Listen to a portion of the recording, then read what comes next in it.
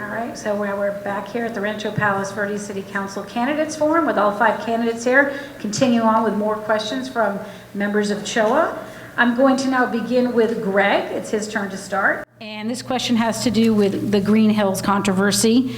Since there is no turning back the clock to undo all the wrongs and missteps surrounding the building of the Pacific Mausoleum, what would you like to see happen to resolve the matter between the city, Green Hills, and the Vista Verde condo residents of Lomita? And what are the takeaways from this situation? Well, you can just, I'm starting with Greg. I think, if I may, Madam Moderator, Councilwoman Brooks, or Mayor Pro Tem Brooks brings up a good point. 3 council people, we're really precluded from talking about that. So unless you just ask. Can you talk about takeaways for going, just what you? We can't talk about it at all. We got We can't have any pending discussion. litigation, and it's not an appropriate question. You can ask these 2 and let them answer. Okay, and we'll do that. You can state that. People are talking about it all the time in the community, so. We'd love to. Drop the question. Yeah, you will drop it then. Yeah. Is that okay? Okay, we're going to start all over with a take 2. You can, all right, we're good? All right, so I'm going to come up with the, okay. All right, so now we're back here with a take 2 for the candidates forum with the Rancho Palos Verdes City Council. And we are going to start with Greg. And the question I'm going to ask you is regarding the city's finances. And are you satisfied with the city's financial picture and the budget process? And are there things you saw in the budget that you would have added or not had? And just overall, your just impression of the city's finances right now? We are in the enviable position that we have a massive surplus. There are so many cities around the country that wish they were in our position, not just how of our views and our way of life, but the fact that we've got a lot of money coming in. In terms of how we spend that and what we do in the budget, there are certain things that I see in the budget that are a little bit disturbing. There's a lot of talk about transparency, and Jerry actually brought up a good example earlier where I'm hoping that there's unfunded projects that were put out there that we don't know about this money. I hope that actually comes out, and I hope there's some light that gets shed on that. But seems like there's selective transparency. And I give you an example. Actually not specifically exhibit, but I was looking through 4 pages of the budget. It's a 258-page document. They went into some excruciating detail of saving about 200 grand. As an attorney, I look at the legal budget. There's 1 page and there's 1 line for the legal budget for $880,000. And I look at that and I say, there's something wrong with that. Now, people can say that, you know what, there's attorney-client privilege, we can't do this, we can't do that. But it's like, I'm sorry, but when you're drafting up municipal codes, when you are attending city council meetings, there's got to be some more transparency to that. I think that we've done a good job in terms of how far we've come, but I think we've got a lot farther to go, particularly with transparency in our budget.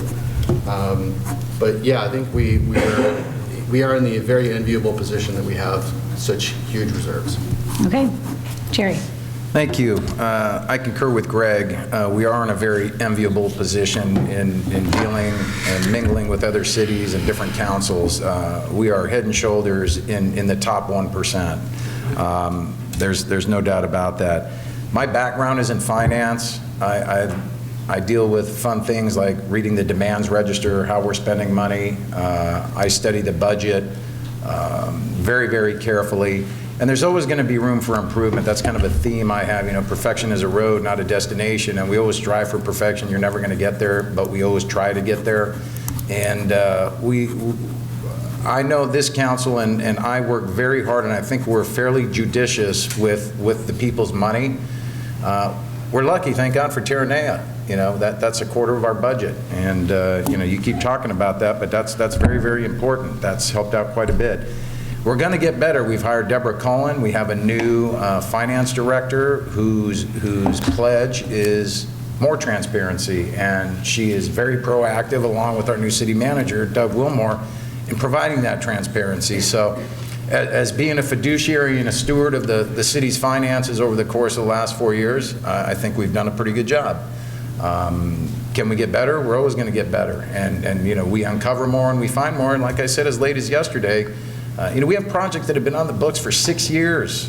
Were budgeted 6 years ago, and the money just gets carried over year to year to year. I concur 100% with our city manager. That's not the way you do business. That should go back into the pool. That project should get readdressed, and that's surplus money. You don't just shelve that away. That's part of the transparency you're talking about, and that money's, and there's nothing wrong with it. It's not illegal, it's not intentional, but it's not as transparent as it could be. So I think we're in a very excellent position financially, and I think it's only going to get better going forward. Ken? I have a slightly different view. Yes, the city shows a very large surplus, but what it doesn't do is it doesn't show all the obligations that it's going to be faced with. One of the biggest obligations, Portuguese Bend Slide. They're spending close to $500,000 a year just to maintain the road. Every 4 or 5 years, it's $4 or $5 million more to relocate it. They're talking about relocating it sooner. What they're doing is they're addressing the symptom, even though they know the cause. Back in '83, I proposed a solution based on good geology and good civil engineering. It was a proposal that could be used and managed. Had that been approved and managed properly at that time, even with the limited resources we had then, 30 years later, which is now, Portuguese Bend Slide could be controlled. And yes, I believe it can, because I was mayor when we did the things necessary to control Abalone Cove and Klondike. I wrote the legislation for the Geological Hazard Abatement District, took it to Sacramento. I think we can control that slide, but it's such a big task that we're kind of just a little bit afraid of tackling it. It is possible. It is not something that is not possible. Are we going to stop it totally?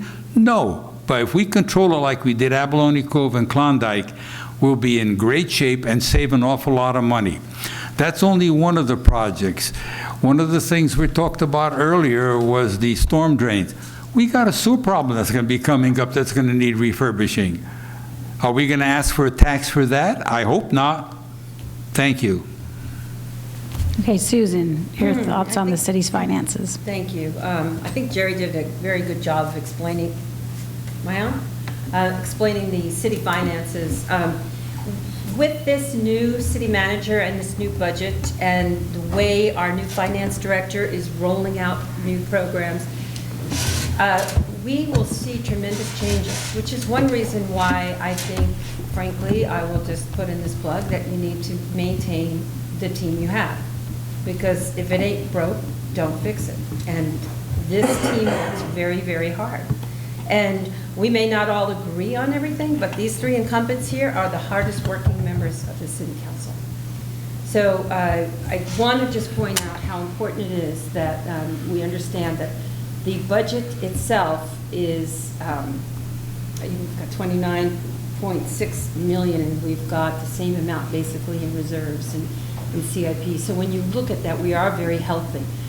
But the new budget format that was just pointed out about the surpluses is going to be very revealing. That will give the council the opportunity to look and see, do we want to continue to get this project funded? For example, this room we're in, I requested that we fund this project at one point because it was extremely uncomfortable. The lighting, the air, everything was in very difficult, very bad condition. And it had never, ever been updated. And this is the city council chambers.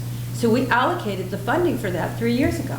Well, it got rolled over every year, and every year, and every year, and then eventually, you know, I pushed it, and we got this done. But, and it's still just minor tweaks. But the budget, I think, is being well run, and I am very, very optimistic about the future of this city. I think we're in good hands with good leadership. Thank you. Jim? Yes, we have quite a bit of challenges with the city. We only get 6% of our tax revenue. Most other cities get a lot more than that. So we run a very lean ship on the city, but we've done a good job over the years. We've always had a balanced budget, had healthy reserves, and I think it's really very important to utilize those fundings very effectively. I have more than 35 years' experience with construction projects, financing, legal, and the one thing that I always would really raise my hairs is the waste of money. And I've had a lot of experience of looking for those ways to make something run more efficiently. So whatever tax dollars are collected, whatever projects we do implement, I'm always looking for a way to make sure that that money is spent wisely. It's always been my goal. I also have spent a lot of time with some of the connections I have out there to get the city other types of funding from other organizations and so on. So we do a pretty good job, and I agree the council, I think, has made some very good decisions. We have good people on board, good financial director, and good city manager that will help guide the council, and the council will set, I think, some good policies going forward to make sure we use those monies wisely, and that's been my goal for the whole time. Okay. Now we'll start with Jerry. This is from a CHOA member. Do you support the Western Avenue project if it means, 1, including bike paths, and 2, it will supersede the general plan? Let me tell you, this is an easy one for me. I attended the Western Avenue vision plans 2.5 years ago at Peck Park, and I think I saw 1 or 2 of my colleagues there. You know, they were talking about trains and trams running down the middle of Western Avenue, and we want to make it a destination, and we want to move the buildings, the private buildings, from where they are, put them street side and put the parking in the back. We want to turn it into New York City. And it was summarily panned is the way I looked at it. It was by me, that's for sure. But, you know, my whole thought process there was Western Avenue is a thoroughfare. It's not a destination. You're not going to, you know, you may have 1 or 2 people, you know, sitting sidewalk, you know, dining al fresco, but you know, that's not a destination. People roll through there to go shopping, to drop their kids off at school and what have you. So I'm concerned about the plan because the plan went askew as far as I'm concerned. And the resident input, the residents that live there, I'm getting a lot of feedback that they're 100%, I haven't heard anything positive about it at all, to be very candid with you. So I'm listening to the residents. I grew up over there. I know exactly what they're talking about. You know, bike lanes is one thing. You know, they want bike lanes because that's a step forward to funding. That's where you get money. Oh, put the bike lanes in, we'll give you some money to beautify the median. Well, there are other ways to deal with that stuff. So we'll take a close look at it as a council. You know, I'm going to need more detail on it. I'm telling you what my opinion was and what my observations were prior to this. I haven't seen the staff report coming up. I don't know where it's going to happen, but based on what I know, I'm not overly enthused about it. Okay. Ken? I think they need to address the real critical problems, and one of them is the traffic on Western Avenue, and not worry about putting other amenities in there. And then to clean that area up, there's a whole bunch of telephones in the middle of a sidewalk. That's ludicrous on the face of it.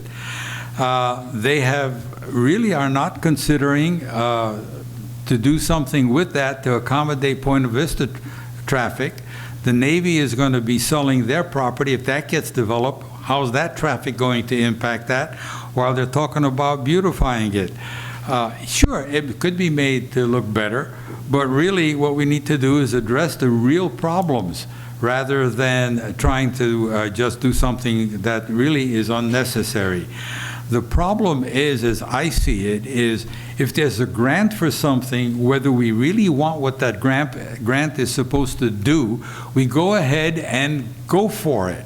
And then we find out we spend a lot of staff time and all of this on a project that we don't really want. We need to be more careful about what grants we go after and not go for some of these where they end up like the beautification of Western Avenue with trolleys and landscaping and moving buildings. It's as Jerry said, it's ludicrous. Okay, Kim. Moving on to Susan. Yes, well, this is close to me because I do my commerce down there. I live on the east side of the hill, and I cannot imagine in my wildest dreams how you could put bike lanes in the middle of a gridlocked road like the area of Western between the cemetery and all the way up to where I think Prime is. Yeah, I used to think Prime is my go-to place. But anyway, it is just so congested. But here's the problem. I mean, the plan was terrible. We were there. I was there with Jerry and I was there with Jim. We were there 2 years ago. We said, what is this? They have buildings right on the street. You just pull right up to them. Oh my goodness, you know, how are you even going to make that work? And then the bike lanes now, like that is the nationwide thing. So the question is, I think the way they put those bike lanes in on Westmont and 25th Street is such a disaster that I actually asked, I spoke to Janice Hahn actually about that. And that happened in the interim between her leaving office and Joe Buscaino coming in. And it kind of, they felt that she felt that it kind of was snuck in there. Because that is a disaster, to reduce it to one lane and see those 2 lanes on the side. You know, that, I'm sure people would be worried about that, but I cannot conceive of how bike lanes could work in that location. But I'm very concerned about grants. And Ken points out something very salient. We have a lot of grants in the city, and every time there's a grant, I want to know what strings are attached. Because these strings that get attached to these grants, sometimes we give away a lot of our freedoms. And I get very concerned when I see this continuing. And Ponte Vista is about to be built. That's going to add to more traffic, so we definitely need Caltrans to get on board. Otherwise, Caltrans becomes the baby that gets split in the middle, and you've got the city of LA on one side and Rancho on the other, and nobody at peace. And that's what we're seeking. All right, Jim. Well, Susan's exactly right. Excuse me. It is a collaboration between LA City, Rancho Palos Verdes, and Caltrans. And that's a reality we have to deal with if we're going to do anything with Western Avenue. I've listened to all the Planning Commission meetings. I've talked to neighbors out there. I hear they don't want to have any of the traffic impeded with any kind of program that goes through this Western Avenue. If anything, maybe you can improve it. I've been working in that goal. I'm on the South Bay. I'm vice president of the South Bay City's Council of Government. I deal with Metro. I deal with SCAG, Southern California Association of Governments. I deal with these people. And I have been working hard to get some funding for some traffic light signal synchronization so we can get maybe traffic flowing better through there. I had maybe there's ideas out there floating around about eliminating the parking along the streets itself, because there's plenty of parking on where the businesses are, and then if there is a bike lane, it could go in that section and not impede the traffic. So I hear the residents. I want to make sure that flow of traffic is good. We could at the same time improve the look of the area and still have traffic flow very well. So the two are not mutually exclusive. But I work with these people. I know what some of the issues are with some of the funding requirements. I want to make sure that whatever council is on board coming forth, that the staff has a full understanding, and the council knows what the options are and knows how to make the decisions and knows what the opportunities are there if there's funding, and if there's conditions, they fully know what those conditions are and they can take it or leave it. But I am definitely want to make sure that that traffic flows as good or better than it does today. Okay, Greg. I think we're putting the proverbial cart before the horse here. Caltrans controls Western. And, you know, with respect to the grants and looking at projects and seeing how we're going to fund them, that's all well and good. But if there's strings attached to it that we end up giving up the things that we want, that's not so good. Bob Nelson in the Planning Commission, I was at the hearing, and I'm going to paraphrase what he was saying, is he effectively said, look, we're not dealing with the elephant in the room here in this Ponte Vista, and we're not talking about how many cars are going to be emptying out onto Western. And I think that's just wrong. But most importantly, I think, in this is that the residents in the area got lost in this whole mix. Is that it didn't seem like they were being listened to. And when I went to that planning commission, there was so much time and effort that went towards the people that were pro Western Avenue, and everybody wanted to do all this stuff, and they were given unlimited amounts of time, unlimited. And then when it came time for the people that were speaking over there, they were given 18 minutes because there were 6 of them. And the last guy that went up there, it was very poignant. He went up and he says, look, I don't get it. You know, the planning commission, you guys asked all these questions for 2 hours to all these people that were pro-Western development. And then when the con people got up there, you gave us our 18 minutes and saying, thank you, go home. And I thought that was wrong. It's like you can't disregard the residents. We're here because of the residents. We work for the residents. We're here on behalf of the residents. We're not here on behalf of Joe Busciano or whatever his name is.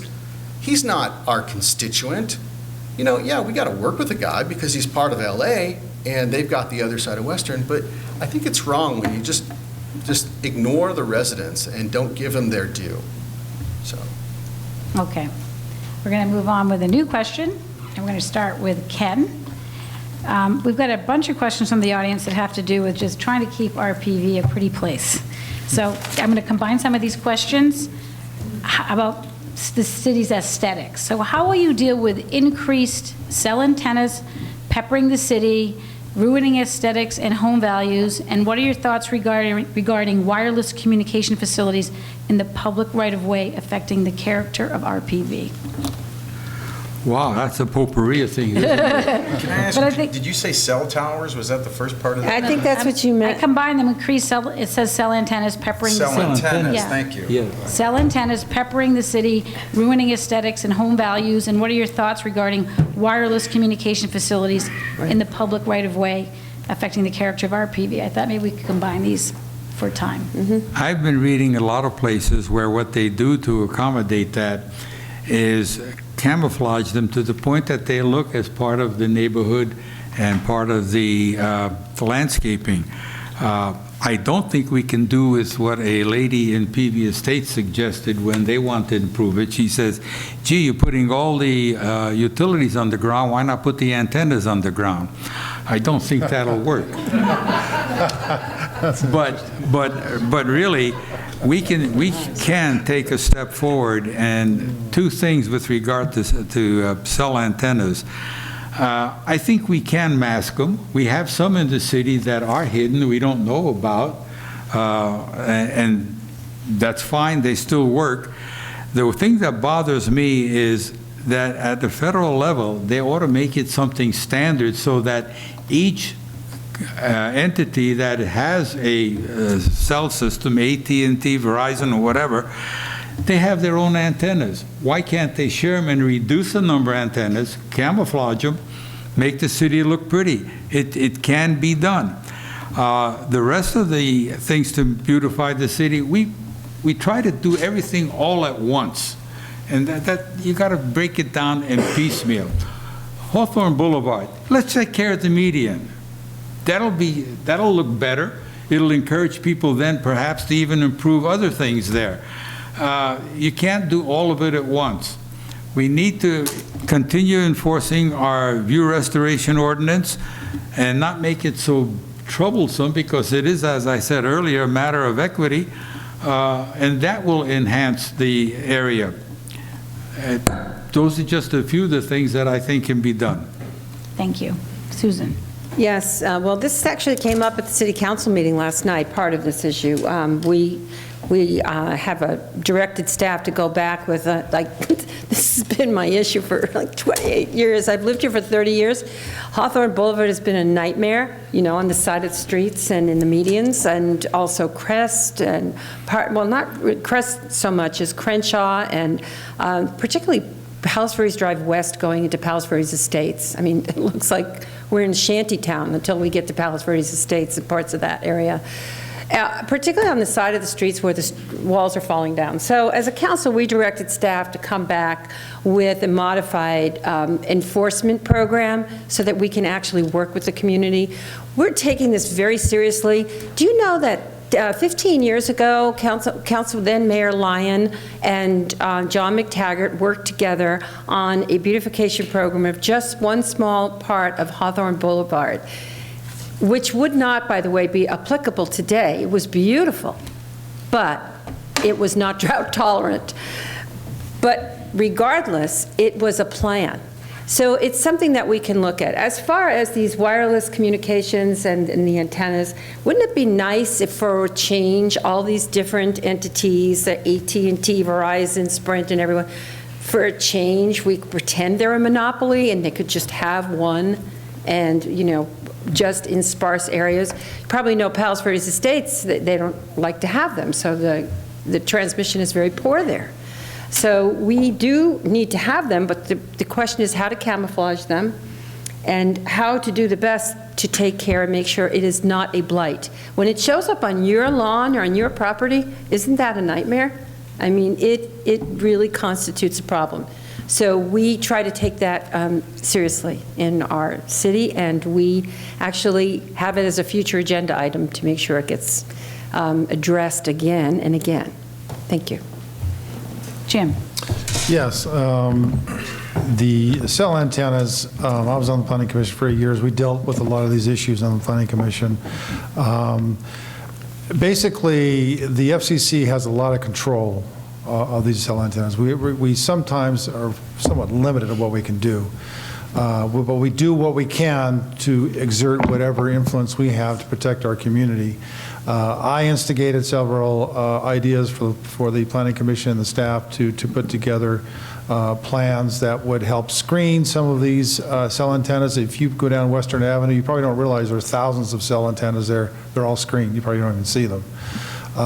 There's other issues with obsolete equipment. I'm going to make sure that they take out obsolete equipment so we don't have a lot of those kind of things. And also, if they have an upgraded technology where the antenna could be smaller or more. I also was strong about co-locating antennas so you don't have a whole bunch of independent poles and so on. So we do what we can to control that aspect of the city. In terms of other aesthetics, and the council did last night address the aesthetics along Hawthorne Boulevard and some of the other corridors. We are going to have staff look into, of course, dealing with any kind of public safety issues. Some fences have fallen over into the public right-of-way. There's a whole lot of sloughing of soil that's come onto public right-of-way. We want to clean that up. And we want to make sure that we get this fencing along the side of Hawthorne Boulevard in better condition and a little more uniform in terms of the way it looks. The center median, they're also beginning to process now to address how to make that look a lot better. But Rancho Palos Verdes provides most of the roadways and the corridors for our city and other cities. We're in charge and we have to pay for all this stuff, so it kind of cuts down on our dime, but we're doing the best we can with the budget we have. Okay. Greg? I agree with Ken. I think that there's a lot to be done in terms of masking and camouflaging, but I think a lot of it it boils down to an exercise of leverage. If we've got to issue permits for people to do certain things, we have a certain amount of leverage. Before we sign off on certain things, we ought to bring them to the table, bring the other side to the table, because if, as Jim says, over on Western, there's so many things over there, the antennas over there that we don't even know about. Why are we not talking to the people and communicating with them and basically saying, if we can do it there, why can't we do it here? And have some consistency. I think that'll go a long way towards the city aesthetics and whatnot. In terms of the medians, it's like, I've heard from multiple people saying that they do look like a shanty town, borrowing Susan's words. I think they do. The people in PVE, I think that they are completely happy, not in my backyard. Right. Leave it to RPV, put them all over there. Since we've got to deal with it, I think that it goes back to exercising some leverage where we can. And then we also have to, be mindful of who's got control of these roadways. If it's on Hawthorne, if it's a state-controlled road, we've got to be mindful of that. And I think a lot of it boils down to being able to communicate and negotiate with the parties that are in play. So. Okay, Jerry. Thank you. Unfortunately, when it comes to cell towers, the placement of cell towers, we're precluded by law, federal, state, and FCC regulation. They can pretty much put those things anywhere they want to. I learned that in 2003 when I first moved back to the city. The first cell tower I saw on PV Drive South was right at La Rotunda, and I thought it was an abomination. So I got into this whole research issue. I talked to the state, I talked to the FCC, and the bottom line, what I was told was, those companies can put those wherever they want to. And guess what? The companies that install those towers get paid big bucks to put those in there. So there's a disincentive to co-locate. They get 15, 20 grand a pop for one of those towers. So you got a lot of issues there. We can talk about camouflaging. That's one thing we're going to look at. I know that there is a cell tower ordinance and policy that's going to be brought forward. And there's got to be something at a much more macro level that will help us deal with this blight. I can think of 4 or 5, in dealing with residents, people call me and say, hey, there's a big box on this pole right in front of my house right now. I can think of 5 people who I got involved, made some phone calls, and believe it or not, the companies will move those boxes if somebody has that problem. They'll move it to a pole, they'll lower it, they'll do whatever. And if you don't know how cell towers work, when those things go, it's like a flying saucer. They shoot straight out of that, so they can move. If it can shoot straight out over here, it can shoot straight out over here, but lower. So you probably know more about cell antennas than you want to. As far as aesthetics go, we do need to address the medians. We're talking about some sort of decorative PV stone, drought-tolerant plants. I think that's all a great idea. I am a major advocate of getting rid of the rusty, broken-down chain-link fences. I talked about that forever. It's something we're going to hit hard. The council moved on it last night. I think that's very important. And let's fix the walls. Just come up Hawthorne. There's a wall being propped up by a 2x4. It's been there 4, 5, 6 years. Come on. And we are going to address that as a council. So, the process was dragging on, and we moved it forward last night, as a matter of fact. So, thank you. All right, the next questions, we'll start with Susan. We're often hearing how social media has put RPV on the map. And I think you say that turning RPV into LA's playground. Are you concerned about RPV's popularity, and what should be done to balance the needs of the residents with the visitors?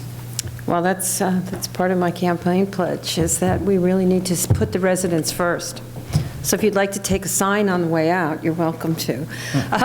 But really how we do this is we make sure that we accommodate our residents, because we still want the revenue that comes in. It's very good. We want the revenue from Terranea.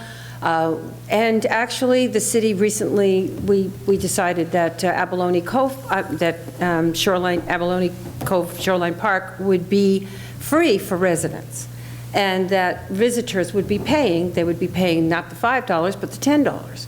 So by ways of bringing in revenue, that does help, but it is a constant issue. I was the individual who made the motion to jettison Gateway Park, and also, as we looked at the Parks Master Plan, to look at the concept of less is more with regard to Lower Hess Park and some of these other neighborhood community parks that people want. But social media is social media, and it is out of control right now. We have these 3 kids died within the last year down at the water. So that was one reason why not to have a parking lot across the street. We have issues with crime in the preserve and others. So we've had to add enforcement. We have a new graffiti. We have a new speedy graffiti removal program where it's an app, and you get to put it on your phone, and you take a picture, and within 24 hours, it's gone. And that's $6,000. The council votes on these things together. It's not 1 or 2 people. 2 people don't make any activity happen. Most of our votes, over 90%, over 95% are 5-0. So when you hear about any controversy in the community, please be wary. Thank you. Okay, Jim. Yes, social media has created a whole new dynamic for us. Word gets out so quick with people in terms of the recreational facilities we have in our city. The rest of the LA Basin is pretty much recreationally starved, and so they come to us because we have great hiking trails, beautiful coastline, and so we have to deal with it. And my position has always been our residents come first, because as I said at the very beginning, I want to protect the quality of life that we have. We had a situation up at the end of Crenshaw where it was the main entry point into the preserve for people to hike. And of course, we had a huge amount of people influxing from different parts of the cities below us. And it was creating a problem for the residents there in the Del Cerro Homeowners Association. Talked to them and talked with staff, and we all as a council came together and got a parking program for them to try to protect their interests there. I almost ran into a car up there coming out of Del Cerro Road and coming down the road on Crenshaw up toward Crest. A woman had her door open, and I had to go over to the left to get away from her, and a car was coming the other way. So we had to rearrange the way the street was parked up there to take care of those kind of issues. So the social media has created a huge issue for us, and the primary goal we need to have on council is to protect our residents from the impact of this. And also, as Susan mentioned, some people come from different parts of the cities that don't understand how the ocean works, and they get out there and they jump off a cliff in front of a sea cave and they drown or something. So we need to protect other people as well. But it's important that we make sure we don't have our quality of life deteriorate, and we're going to work on council to make sure we have plans in place so that we mitigate any of those kind of impacts. Okay, Greg. Like it or not, social media has put us on the map. The cat's kind of out of the bag. You can't put it back in. The folks in Del Cerro, they found that out when they're trying to get into and get out of their own community. And you got buses blocking the way, and you got people parking everywhere, and you got trash everywhere. I think one of the ways to deal with that is to allow it to be brought to council in a much faster manner. Because a lot of times what ends up happening, and I know the people in Del Cerro, they went above and beyond trying to get all their neighbors involved, and they had surveys that they presented to council, and they had just a ton of information there. And fortunately, the council listened. And then there were some great ideas that got put up there. For instance, Councilman Campbell, he even came up with an idea saying, look, why don't we just put free parking for RPV residents inside the park? I thought that was a great idea. It's like at least give some kind of preference to the people that actually live here, protects the residents. From the people that are coming in from the outside, you got to realize it's like if they're coming an hour or 2 hours away, they're going to park somewhere. They are, like it or not. But if there's some mechanism by way, that the local people can be protected, that's great. Another thing to potentially look at also is, we've got a staff in City Hall. I'm sure that there are some social media savvy people in there to potentially combat some of this stuff. They are. Is to inform people, go onto the Yelps of the world and go on to these other places and tell people, it's like, hey, if we want to go here, it's like, no, you know what, it's closed, don't go there, you got to go here. We can combat that with our own staff, and it's just a matter of getting people that are savvy in social media to be able to do that. So, Thank you. Jerry. I read an article, I don't know, maybe you all read it a month or so ago, the actual person who was considered the father of the internet, and it wasn't Al Gore, the guy's name slips me, but he basically said he never envisioned the internet being what it is today, and the communication and all the problems, all the good and all the problems. So, in reality, he recognized there's pro and con. We can, information around the world in seconds, but Just think of Dog Beach, what happened there. I live right across from that. In a matter of a week of that being approved, there were 1,000 cars down there, just parked everywhere. Unbelievable. And I never really felt the impact of that, and I'm feeling it now. I live, again, right across from Trump. There's a turnout over there. I've never seen more traffic in the middle of the night, people parking there, partying, turning their music on, that I'm going to have to call the sheriff on a regular basis.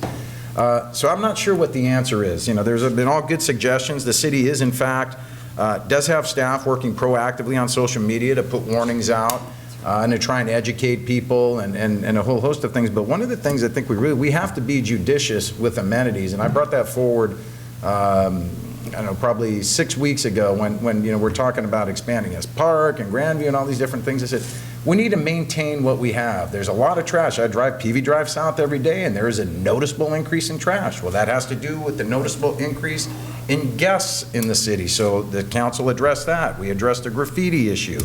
We have to work closely with residents when there are problems. I see the Del Cerro folks here are very interested in what's going on. We did work very closely with them, and we're going to have to attack these as best we can, one at a time, and try and deal with them. There is no cure. There is no fix-all. We're going to have to try and deal with them as they come and as best we can. All right, thank you. And Ken? I think the main issue is that we are here to support our residents. Our residents pay the taxes. They pay for the amenities we have, and they should be able to get preferences. So the free parking for the residents and $10 for the others, I think that's a good step forward. It gives them at least some preferential treatment. I think it's also, we need to make sure that we post the things that we don't want done and then enforce them. There's nothing as bad as a sign that says don't litter and you see a bunch of litter around it because nobody enforces it. It's a cost, but the social media has done their job in getting people to come here and has incurred a cost for the city. I think a lot of it, though, is the blush of something new to begin with. In time, I think that will moderate because people will have been there, and there will be some that will continue to come back. But the newness and the amenity for some of the people to see it the first time will dissipate over time, and hopefully it will change. But in the meantime, preferential treatment for our residents and good enforcement. Thank you. And now we've come to the portion of our candidates forum that we are going to have closing remarks from all of the candidates, and we're going to go in the opposite direction. We'll start with Susan. So you each have 2 minutes for closing remarks. Well, thank you very much, and thank you, CHOA. Thank you, Liz. You did a great job. Thank you, folks, for braving the evening and not I know you missed the debate, the presidential debate, and instead I think you were good stewards of your community to come out here and be here. I hope you DVR'd it. But I do want to just sum up by, reiterating that I am here for the people in this city, and I am willing to commit myself for the next 4 years, my final 4 years. In my case, I do thank God for term limits. It is a commitment. And it's a commitment that we all take seriously. And as I said earlier, I urge you, not only I would request your vote, but I also ask for your vote for my colleagues, Jerry DeHovic and Jim Knight. The reason, because the three of us are the hardest working members on this council. We work on several committees. We take on we fill out necessary disclosure forms, and it is really essential that you may not have to be a team, but you get elected as an individual, but you must function as a group, and there's no I in team. So to the extent that I could say that we're a team, it's because we actually share the load. And that's extremely important. I can't begin to explain. And being the mayor, whoever is mayor for the year that you're mayor, that work is a full-time job. And each of us have been mayor. I've been mayor twice. I was mayor 23 years ago. And I just have to say that it's a privilege and it's an honor to serve the people. I take it seriously. I answer your emails, your phone calls, and I'm here to help when you need it. And I ask for your vote. Thank you. Oh, that's okay. Thanks. Oh. Ken? We're going this way? Yes. Okay. We formed a city with some specific goals that were put together by the people of the community, not by a staff and not by a council. And that was reaffirmed back in 2002. And basically, those are the goals that we should continue to follow. Protect our semi-rural environment. And that means whatever that means in the concept of the people, that's what we need to do. We need early resident input. What I'd like to see change is follow something like other projects do. Rather than put out an issue on Thursday and talk about it the following Tuesday at the council meeting, I would like to see the city council and the city put out what's going to be on the agenda in detail, including the staff reports, 2 weeks in advance, so the people have a chance to give it meaningful thought and meaningful input rather than a knee-jerk reaction that I see happening too often. I look forward to that meaningful input from the residents. We need to give them the opportunity to do that. To get something on Thursday that's fairly lengthy, fairly complicated, and try to have a cogent response for it by Tuesday is daunting. I think that can be changed. And it doesn't, the council goes ahead and continues some of the things anyway, so putting that little buffer in will give the people a chance for getting the resident input. We also need to continue the resident goals that were established.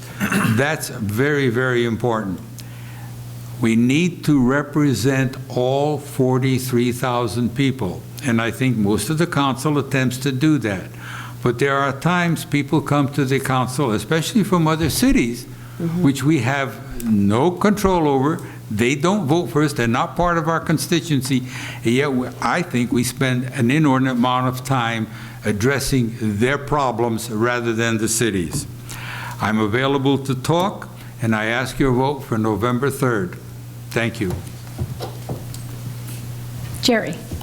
Thank you, and thank you again for taking the time to be with us here tonight. I hope you thought your time was well spent. I'd like to thank CHOA.